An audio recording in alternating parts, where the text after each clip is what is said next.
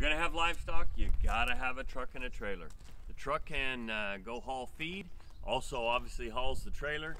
The trailer, if you need to take your animals somewhere, you need to take them to a vet, you've got this right here. This becomes your ambulance, so to speak. And it's very, very important.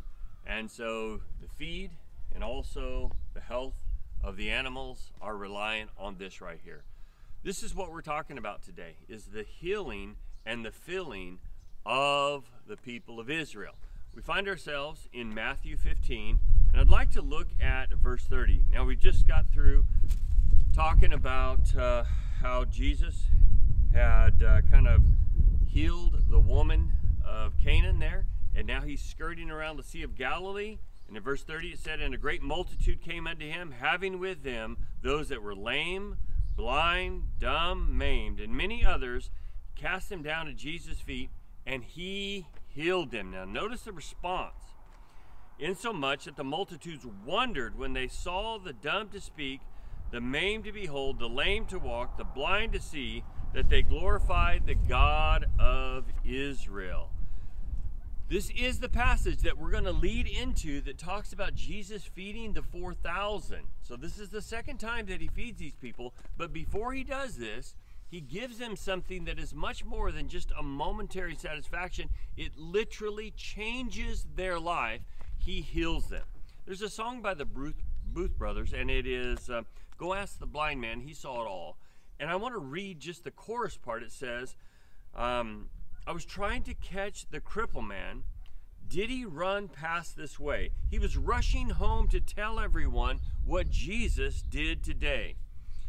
And the mute man was telling myself and the deaf girl, he's leaving to answer God's call. I know it's hard to believe, but if you don't trust me, ask the blind man, he saw it all." Go ask the blind man, he saw it all. This obviously is coming from this passage, and it's so incredible.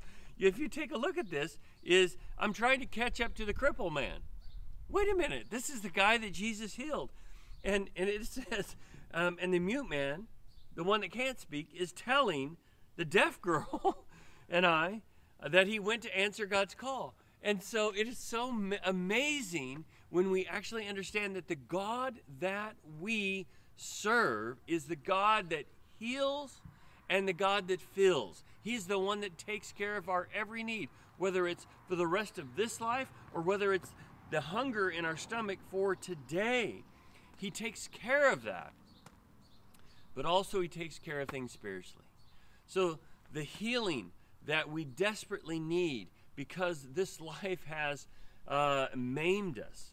This life has caused us to not to want to hear. And this life, for some of us, has caused us not to speak. God provides freedom and healing in all of that.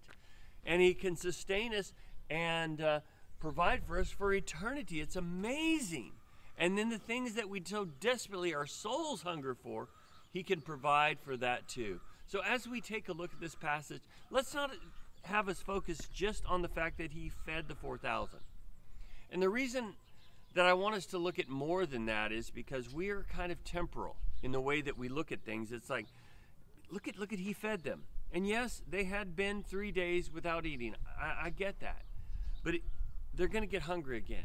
But when he healed them, that was for their entire lives.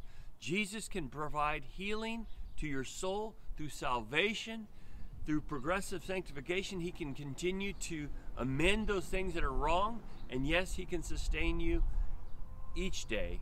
He talks about that in John 6. May God richly bless you. May you be healed and filled by him.